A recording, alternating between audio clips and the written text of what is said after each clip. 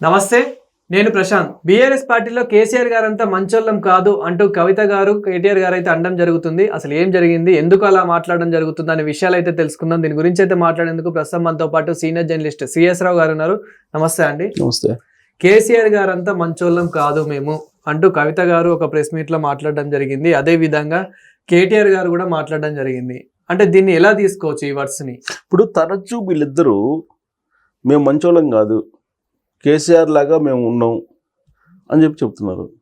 ఇంకొక వైపు ఏమో కేసీఆర్ గారి రాజకీయ వారసత్వం, ఆ రాజకీయ వారసత్వాన్ని తీసుకోవడానికి వీళ్ళిద్దరు పోటీ పడుతున్నారు. కేసీఆర్ గారు అంత మంచోళ్ళం కాదంటే కేసీఆర్ గారు మంచోడని చెప్పే ఉద్దేశమా వీళ్ళది? లేదు, మేము ఆయనకి భిన్నం, మా స్టైల్ వేరు, మా పందా వేరు, మేము వస్తే ఎలా ఉంటుంది, మాకు అధికారం పగ్గాలు వస్తే ఎలా ఉంటుందో మీకు చూపిస్తాం అని చెప్పదలుచుకున్నారా? వాళ్ళు ఎందుకు ఈ పదే ఇది వాడుతున్నారు అనేది కొంత చర్చ నడుస్తుంది. బీఆర్ఎస్ పార్టీలో నడుస్తుంది, సగటు తెలంగాణ పౌరుడిలో కూడా పదే వినిపిస్తున్నారు కాబట్టి నడుస్తుంది. అది ఎందుకు? ఇప్పుడు సోషల్ మీడియా వచ్చింది, రీల్స్లో ఎక్కువగా తిరుగుతుంది ఇది. మేము మంచోళ్ళం కాదని మొన్న కవిత గారు ఏమన్నారు ఈ మధ్యకాలంలో, నేను కేసీఆర్ గారు అంత మంచిదాన్ని కాదు, కవితతో పెట్టుకుంటే అగ్గి రవ్వ అని చెప్పి ఆవిడ మాట్లాడింది. ఎవరిని? మల్లన్న, తీర్మాన మల్లన్న గురించి అనుకుంటా. అవును. మాట్లాడి కవితతో పెట్టుకుంటే అగ్గి రవ్వ అని చెప్పేసి ఆవిడ అన్నారు. కేటీఆర్ గారు నిన్న ఏదో ప్రెస్ మీట్ సందర్భంగానే లేదా చిట్ చాట్లోనే జర్నలిస్టులతోటి ఆయన ఏమన్నారు, నేను మంచోడిని కాదు, కేసీఆర్ అంత మంచోడిని కాదు, నా స్టైల్ వేరే ఉంటుంది, అధికారంలోకి వచ్చిన తర్వాత ఎవరెవరిని ఏం చేయాలో రప్ప ఆడిస్తామని చెప్పి జగన్మోహన్ రెడ్డి గారు వాడినటువంటి పదజాలాన్ని ఆయన వాడారు. రప్ప అంట. మీరు బుక్ రాసుకోండి, గుర్తుపెట్టుకోండి, ఎవరెవరు ఇప్పుడు ఏమేం చేస్తున్నారు మొత్తం ఏదో దాంట్లో రాసి పెట్టుకోండి. మీరు అంత ముందాకేమో మాది బుక్ ఏదో అన్నారు, వాళ్ళేమో బ్లూ బుక్ అంటే వీళ్ళేదో పింక్ బుక్ అని ఏదో అన్నారు, అదేమో ఎల్లో బుక్ అన్నారు, వాళ్ళు రెడ్ బుక్ అన్నారు. ఎవరు? లోకేష్ గారు రెడ్ బుక్ అన్నాడు ఆయన యోగాల సందర్భంగా. ఆ రెడ్ బుక్ కాస్త కలర్ మారి అదేమో బ్లూ బుక్ అయింది, వీళ్ళేమో పింక్ బుక్ అని ఏదో అంటున్నారు. మొత్తం మీద ఈయన ఏమంటారు, మీరు రాసి పెట్టుకోండి, అన్ని గుర్తుపెట్టుకోండి, మనం అధికారంలోకి వస్తాం, అధికారంలోకి వచ్చిన తర్వాత వీళ్ళంతా చూస్తాం రప్ప అంటున్నాడు ఈయన కూడా. మరి కేసీఆర్ గారు 10 సంవత్సరాల పాటు పరిపాలన చేసిన సందర్భంగా మరి ఆయన మంచి చేశాడని చెప్పే ఉద్దేశంతో వీళ్ళు ఈ విధంగా చేస్తున్నారు అనేది అర్థం కావట్లేదు. అంటే ఒక విధంగా కక్షపూరిత రాజకీయాలు ఏమైనా చేస్తూ ఉన్నారా, చేద్దామని ప్రయత్నిస్తూ ఉన్నారా? ఇప్పుడు ప్రజలకు అదే చెప్తున్నారు కదా. ఇప్పుడు మేము వస్తే రప్ప అంటున్నారు కదా. రప్ప అంటే ఏంటి?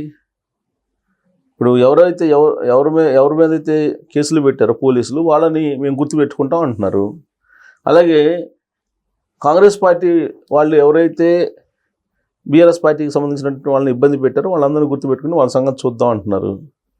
అంటే ఒకరికొకరు కక్ష తీర్చుకోవడానికి ఎలక్షన్లు, ఓట్లు, ఈ ప్రక్రియ అంతా వీళ్ళు కక్షలు తీర్చుకోవడానికా, వ్యక్తిగతమైన కక్షలు తీర్చుకోవడానికా? కాదు కదా. వీళ్ళు ఏం చెప్పదలుచుకున్నారు అసలు? యాక్చువల్గా నాకు ఒక సామెత గుర్తొస్తుంది, సామెత కదా, ఒక కథ గుర్తొస్తుంది. చాలామంది చెప్తుంటారు, ఒక తండ్రి చనిపోతే కొడుకు చెప్తాడంట, అరే నేను బతికున్న రోజులు నేను మంచోడిని అనిపించుకోలేకపోయాను, నేను చచ్చిపోతున్నాను, నన్ను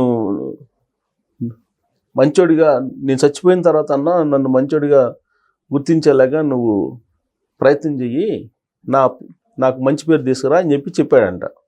బతికున్నప్పుడు నేను మంచి పేరు తెచ్చుకోలేకపోయాను, నాకు మంచి పేరు తెచ్చేలాగా నువ్వు ప్రవర్తించు అని చెప్పాడంట. ఆ తర్వాత అతను చనిపోయాడంట. చనిపోయిన తర్వాత పాపం ఇతను చాలా మంచి పనులు చేస్తూ వచ్చాడంట. అయినా కానీ వాళ్ళ ఫాదర్ని ఎవరు మంచోడు అంటలేదంట. అన్నయ్యకి ఒక రోజు ఆలోచించి ఇలా కాదు అనుకొని వాళ్ళ ఫాదర్ ఏమేమైతే చెడ్డ పనులు చేశాడో అవన్నీ గుర్తు చేసుకొని తెలుసుకొని దానికంటే ఎక్కువ మోతాదులో చెడ్డ పని చేశాడంట ఇతను. చేస్తే అప్పుడు జనాలంతా అబ్బా వీడికన్నా వాళ్ళ నాన్న బెటర్ కదా, వాళ్ళ నాన్న మంచోడు కదా అన్నారంట. అంటే మంచి పేరు వచ్చింది వాళ్ళ నాన్నకి. వీడికన్నా వాళ్ళ నాన్న మంచోడు కదా అని చెప్పి అన్నాడంట. ఇది కొంత మోటు భాషలో కూడా చెప్తుంటారు పల్లెటూరులో ఈ ఇదొక సామెతలాగా చెప్తుంటారు. సో అలాగా ఇప్పుడు నేను కేసీఆర్ గారు అంతా మంచోళ్ళం కాదు మేము అని అంటే కేసీఆర్ గారికి మంచి పేరు తీసుకొచ్చడానికి ఆ విధంగా వాళ్ళు మరి చెప్తున్నారా అనేది ఒకటి. ఇప్పుడు కేసీఆర్ గారికి చెడ్డ పేరు ఉందనంటే ఆయన మీద ఇప్పుడు ఆల్రెడీ చంద్రఘోష్ కమిషన్ ఉంది, విచారణ కొనసాగిస్తుంది. కాళేశ్వరం ప్రాజెక్టుకు సంబంధించి, అలాగే విద్యుత్ ఒప్పందాలకు సంబంధించినటువంటి దాని మీద కేసు ఉంది. దాంతోపాటు అనేక పవర్ ప్రాజెక్ట్స్ దీనికి సంబంధించి ఉన్నాయి. ఇవన్నీ ఎంక్వైరీలో ఉన్నాయి కదా, ఎంక్వైరీ చేస్తున్నారు కదా. ఇప్పుడు ఆయన మీద చెడ్డ పేరు పడుతుంది అనేటువంటి ఉద్దేశంతో దాన్ని డైవర్ట్ చేయడానికి ఈ యాంగిల్లో ప్రొజెక్ట్ చేస్తున్నారా? కేసీఆర్ మంచోడే, కేసీఆర్ మంచోడే, కేసీఆర్ మంచోడే అనేటువంటి యాంగిల్లో. ఇప్పుడు రేవంత్ రెడ్డి గారు ఏమంటున్నారు, నువ్వు చేసిన మంచి చెబుతూ కానీ రా, అసెంబ్లీకి రా అంటున్నారు. నిన్న కూడా మహబూబ్ నగర్లో అదే అన్నారు కదా, నా కోరిక ఒకటేను, నువ్వు వచ్చి ప్రతిపక్షంలో కూర్చుంటే మేము చెప్పేటువంటి నిజాలని వినలేక నువ్వు కుళ్ళి చచ్చిపోవాలి అనే యాంగిల్లో ఆయన మాట్లాడాడు. అవును, చచ్చిపోవాలనే యాంగిల్లో ఆయన మాట్లాడాడు. కానీ అది మంచి పద్ధతి కదా ఆ విధంగా మాట్లాడటం. పెట్రోల్ పోసుకుని తగలు పెట్టుకుని కానీ ఇట్లాంటివన్నీ కరెక్ట్ కాదు మాట్లాడటం కూడా. రేవంత్ రెడ్డి గారు కూడా ఒక ముఖ్యమంత్రి హోదాలో ఉంటూ ఆయన మాట్లాడటం కూడా కరెక్ట్ కాదు.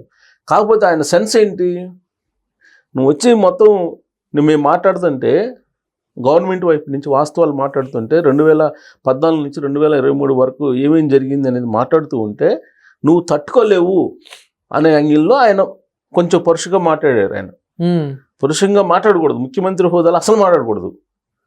ప్రతిపక్షంలో ఉన్నప్పుడు ఏదైనా మాట్లాడితే చెల్లుతుంది కానీ, బట్ ముఖ్యమంత్రిగా ఉన్నప్పుడు ఆ విధంగా మాట్లాడటం అనేది కూడా మంచిది కాదు రేవంత్ రెడ్డి గారికి. కాబట్టి రేవంత్ రెడ్డి గారి యాంగిల్లో రేవంత్ రెడ్డి గారి అభిమానులు చెప్పేది ఏంది, అవతల వైపు నుంచి అలాంటి పదాలు వస్తున్నప్పుడు అందుకన్నా డబుల్ డోస్లో మాట్లాడితేనే కదా, లేదంటే ఆయనకి చేత కదని అంటారు అనే యాంగిల్లో వాళ్ళ అభిప్రాయం వాళ్ళకుంది. సో ఇప్పుడు ఈయన అసెంబ్లీకి రమ్మంటున్నారు. అసెంబ్లీకి వస్తే నీ సంగతి చూస్తాను, నువ్వేం చేసావు, 8 లక్షల కోట్లు ఎక్కడెక్కడ పెట్టావు, నేను బయటికి తీస్తాను అని అంటున్నాడు ఆయన. అసెంబ్లీకి కాదు కానీ ప్రెస్ క్లబ్కి మాత్రం చర్చకు రమ్మంటే చర్చకు రావడానికి ఇప్పుడు బీఆర్ఎస్ పార్టీ వచ్చింది, మళ్ళీ రావడానికి సిద్ధంగా ఉంది. కానీ కాంగ్రెస్ పార్టీ ఎందుకు రావడం లేదు, ఎందుకు రాలేదు? కాంగ్రెస్ పార్టీ అధికారంలో ఉంది, సీఎం రాజ్యాంగబద్ధమైన పదవిలో ఉన్నారు ఆయన. వీళ్ళు పిలిచిన ప్రతిదానికి వస్తే ఆయనకు విలువే ఉంటుంది. ఒక ఎమ్మెల్యే పిలిస్తే ఒక ముఖ్యమంత్రి వస్తారా? కేటీఆర్ గారు ఎమ్మెల్యే అంతేగా. అవును, రాజ్యాంగబద్ధ పదవి తీసుకుంటే ఎమ్మెల్యే సభానాయకుడిగా ఆయన ఉన్నాడు, అక్కడ సమాధానం చెప్తారు. అసలు ఇంకోటి ప్రెస్ క్లబ్లో మాట్లాడేదానికి శానిటీ ఏముంటుంది, అసెంబ్లీలో మాట్లాడేది రికార్డు ఉంటుంది. అది రాజ్యాంగబద్ధంగా మాట్లాడినట్టు మాట అని చెప్పి అక్కడ రికార్డ్ అవుతుంది. నీకు ప్రెస్ క్లబ్ ఇంపార్టెంటా, అసెంబ్లీ ఇంపార్టెంటా? అసెంబ్లీ కదా ఇంపార్టెంట్. అసెంబ్లీకి రా, మొత్తం తెలుసుకుందాం అంటున్నారు కదా రేవంత్ రెడ్డి. అసెంబ్లీకి ఎందుకు రారు? ఓ ప్రతిపక్ష నాయకుడిగా తెలంగాణ సమాజం గుర్తింపు ఇచ్చింది ఆయనకి, అన్ని రకాల వెసులుబాట్లు అనుభవిస్తున్నాడు కదా, ప్రతిపక్ష హోదాను అనుభవిస్తున్నాడు కదా, క్యాబినెట్ ర్యాంక్ను అనుభవిస్తున్నాడు కదా, ఆ మేరకు జీతాలు తీసుకుంటున్నారు కదా, బచ్చాలు తీసుకుంటున్నారు కదా. మరి ఎందుకు రారు? ధర్మం కదా, రావాల్సిన ధర్మం ఉంది కదా ఆయనకి, రావాలి కదా, రావట్లేదు. తెలుసుకుందామని ఆయన అంటున్నాడు. సో కాబట్టి మొత్తం మీద ఏంటంటే కేసీఆర్ గారిని మంచోడిగా ప్రొజెక్ట్ చేయడానికి వీళ్ళు ఆ విధంగా అంటున్నారా, వాళ్ళకై వాళ్ళు మా సంగతి తెలుస్తామని, లేదంటే వాళ్ళు మేము గట్స్ ఉన్నటువంటి నాయకులమి అని చెప్పి అనుకుంటున్నారా? వీళ్ళిద్దరు పోటీపడి ఇప్పుడు మాట్లాడుతున్నారు. ఎవరు? కేటీఆర్ అని కవిత, ఇద్దరు ఇప్పుడు ఎవరికి వాళ్ళే వేరుగా అన్నట్టుగానే ఉంది కదా. అఫీషియల్గా అనౌన్స్మెంట్ లేకపోయినప్పటికి కూడా బీఆర్ఎస్ పార్టీ నుంచి ఆవిడ బయటకు వచ్చినట్టే మాట్లాడుతున్నారు. ఆవిడ బీఆర్ఎస్ పార్టీకి నేనే లీడర్ అన్నట్టు ఈయన మాట్లాడుతున్నారు. సో కాబట్టి ఇప్పుడు అన్నా చెల్లెళ్ళకు సంబంధించి ఎవరు పవర్ఫుల్ లీడర్ అని చెప్పి ఫోకస్ కావడానికి ఆ విధంగా మాట్లాడుతున్నారా? బట్ ఆ విధంగా మాట్లాడటం అనేది పబ్లిక్ వేరే రకంగా తీసుకుంటారు. వాళ్ళ పునరాలోచన చేసుకుంటే మంచిదేమో అనిపిస్తుంది నాకైతే. Thank you sir. Thank you.